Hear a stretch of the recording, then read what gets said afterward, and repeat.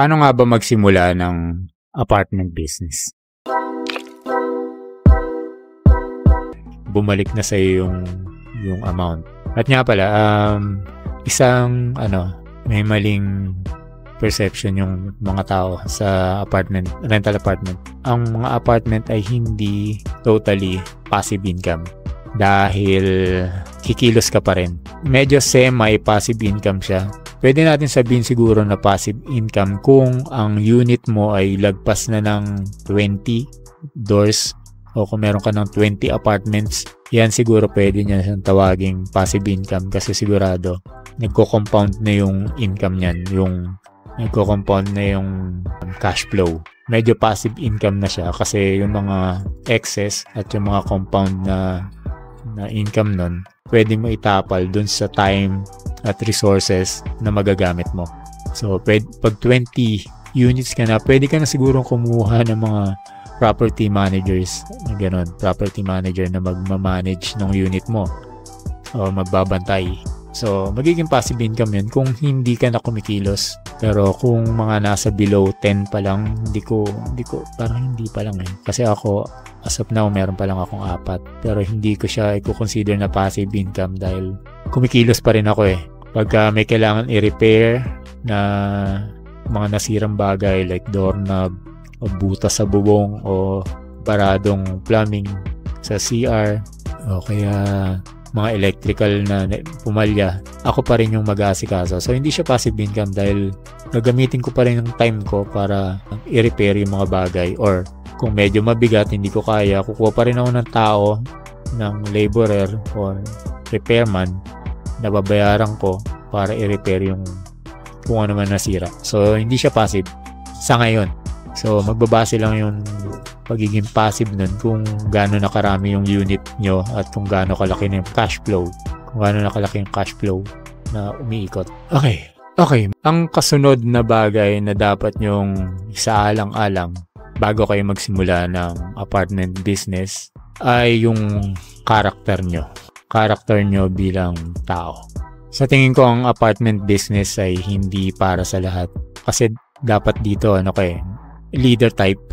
Yung leader type ka na tao, hindi ka pwede yung sunuran type. Kailangan nasa iyo yung power at authority kasi ikaw yung may-ari ng property eh. So, halimbawa, kung mahina yung type na pagkatao mo, pag may nagrenta sa'yo at nagkamali ka sa pag-screen o yung pagpili, pagka nakakuha ka ng tenant na medyo siga or yung medyo magagaspang ang ugali, sigurado papahirapan ka niyan sa singilan. Mahirapan ka singilin. Pero kung ang character mo is yung leader type na character, yung medyo alam mong hindi ka basta-basta tumitiklop, ayan, bagay sa yung apartment business. Kasi kontrolado mo ngayon yung mga tenant. Halimbawa, bigyan ko kayo ng example. Dito sa mga unit ko, magpapaalam pa sila sa akin kung pwede sila mag-celebrate ng birthday nila. O pwede sila mag-party or pwede sila mag-inuman. So, yun. Mararamdaman kasi ng tenant kung anong character mo. Pagpasok pa lang nila dun sa unit mo. Sa signing pa lang ng contract. Masisense nila kung kaya ka nila manipulate, kung kaya nila umiwas sa pagbayaran ng rent. Dapat alamin mo muna sa sarili mo bago ka magsimula tayo ng apartment rental o ng apartment is kung kaya mo bang maningil. Dito, dahil nasa contract na dapat linisin nila yung mga harap ng property nila. Ngayon sila na mismo naglilinis ng mga nila. Tapos, walang maingay. Walang kung magbibideo ko sila, nasa loob lang ng bahay. Kailangan hindi maabala yung kabilang unit. Yun ang isang importanteng bagay, yung character nyo. Pero kung naman kayo, kung tingin yung may pera naman kayo, may cash flow naman kayo, meron kayong malaking pera or mayaman kayo, siguro hindi yun magiging problema dahil hindi nyo naman kailangan makihalubilo dun sa mga tenant. Kasi pwede kayong kumuha ng property manager na sila yung may character ng leader type o yung authoritarian type na character. So, kung may pera kayo, pwede kayong kumuha ng property manager na sila yung maniningil or magpupulis or magsasaway or mag-monitor ng property nyo. So, yun. Importante yun yung character. At isa pang tip sa kung halimbawa nakapagsimula na kayo ng apartment business. Ang isang natutunan ko nitong mga nagdaang taon is boundary. Huwag kayong masyadong maging familiar dun sa mga tenant nyo. Kailangan civil lang. Meron kayong boundary. Huwag kayong masyadong makipagbarkada dun sa mga tenant. Dahil ang tendency nyon pagka naging familiar na sila masyado is pagka nasa peligro sila na hindi nila kayang bayaran yung rent, siguradong nandyan na yung pwede po bang next month na lang yung rent, which is hindi pwede yun kung hanggat maaari hindi pwede yun kasi business pa rin yan hindi naman tayo hindi naman tayo charity or shelter. So hanggat maaari masingil natin yung rent on time. Siguro pwede naman pag-usapan kung talagang gipit sila. Pwede naman siguro yung mga 1 week, 2 weeks na delay. Pero hanggat maaari wag paabuti ng 1 month.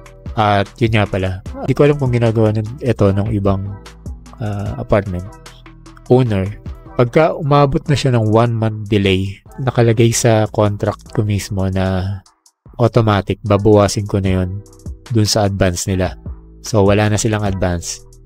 Matitira na lang yung deposit. So, pag na-delay uli sila, dahil nawala na yung advance nila, pag na-delay uli sila 1 buwan, automatic, babawasin ko na yun sa deposit nila.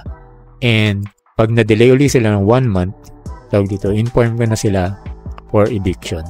Ganun po tayo. Hanggang 3 months lang yung delay. Yung 1 month na yun na extra is magiging na lang yung collateral damage na yun. Pero wag nyo na palagpasin ng 3 months na hindi nagbabayad sa inyo. Eviction na agad yun. Depende yun. So importante talaga yung contract. Okay. Hindi ko alam kung kasama to dapat dun sa topic. Pero may mga sign kasi. May mga sign na para sa'yo yung apartment business. Isa doon yung mahilig kayo mag-DIY. Kung sa tingin nyo mahilig kayo mag-DIY, madalas sa mga lalaki. Kung mayroon kayong pondo, mayroon kayong extra space, mayroon kayong bakanting space, tingin nyo leader type kayo, kaya nyong makihalubilo sa mga tao na hindi kayo maaabuso, at tingin nyo kaya nyong mag-sakripisyo or mag-invest ng time at salapi.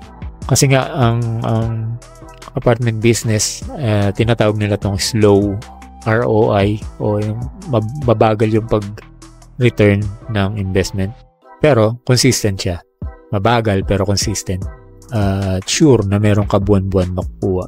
Depende na lang kung pangit yung nakuha mong tenant na hindi sure na nagbabayad. Pero sure pa rin makukulik mo dahil pwede ka naman mag-evict if ever na lagi talagang delay yung tenant. Pero yun, merong isang character na kung meron ka nito is bagay ka sa apartment business. Yung kung mahilig ka mag-DIY, kunyari mahilig ka mag-ayos-ayos o magbuting-ting ng mga bagay, o mahilig ka ikaw mismo gumagawa nung kailangan i-repair kaysa kumuha ka ng tao. Meron mga ganong karakter parang ako, mahilig ako mag-DIY kaysa kumuha ako ng tao na magwe-welding ng bakal ng gate o ng kung anumang gamit na kailangan i-welding. Bumili ako ng welding machine. Ako na mismo nag-aral. Ako na yung nagwe-welding ngayon. Ganun din sa electrical, dahil ang background ko talaga ay electrician ako dati. So, hindi ko na kailangan kumuha ng electrician sa mga pag-maintain ng mga unit o pag-install ng mga electrical equipment o electrical device. Ganun din sa plumbing. So, para hindi ako kumuha ng plumber, inaral ko mabuti kung paano gumagana yung plumbing. Simula sa faucet, sa drainage, sa sewage, sa water lines. So, inaral ko siya para ako na lang gagawa. Ako na lang mismo nag-install lahat ng water line, lahat ng sa plumbing na kailangan ko. Pero lang yung sa septic tanks, yung sa sanitary. Iba na yung pinapagawa ko ron.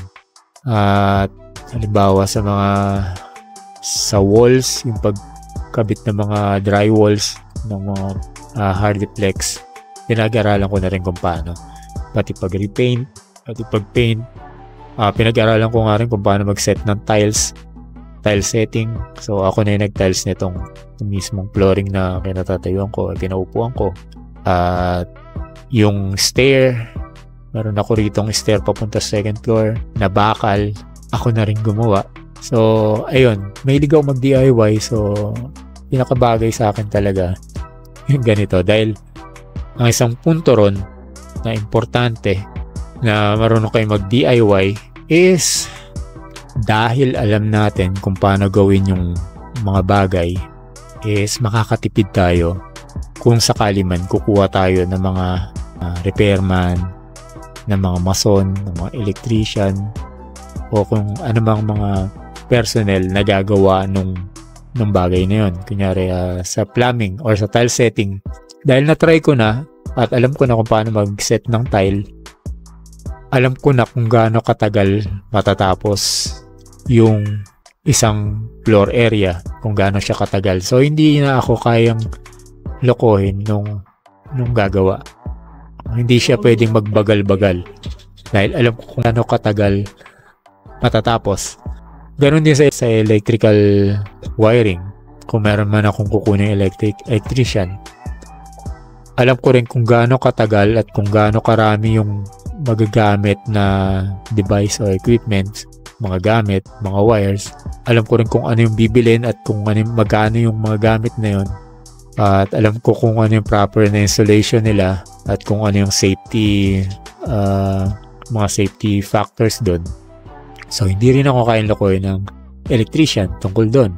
Ganon din sa dahil pinag-aralan ko na rin kung paano mag-asintada, magpalitada. So alam ko na rin kung gaano katagal matatapos dapat kung may itinatayo na hollow blocks yung asintada. So may idea na rin ako kung gaano katagal siya maghalo ng semento, kung gaano katagal magpalitada o plastering. So yun, mas makakatipid ka kung marunong ka mag-DIY kasi may idea ka dun sa mga bagay-bagay. Mas makakatipid ka kasi ma-analyze mo kung kaya ba na ikaw na lang gagawa or mas mahal ba kung ikaw yung gagawa, or kung mas mura ba kung ipapagawa mo sa iba, or kung mas mahal ba kung ipapagawa mo sa iba. So ma-analyze mo sa sarili mo mismo. So malaking tipid yun, at tipid sa oras, tipid sa pera. So ayun, isang malaking bagay yun at isang malaking sign na bagay ka sa apartment business. Ayun, so ayun lang siguro muna ngayon ang masasabi ko tungkol sa kung paano kayo magsisimula sa inyong apartment business. Kung gusto nyo pa ng mga ganitong klaseng video, paki-like lang and subscribe, paki-follow, and paki-share na rin. Or kung may tanong kayo, mag-comment kayo or mag-DM kayo. And maraming salamat and sa susunod na video. Thank you.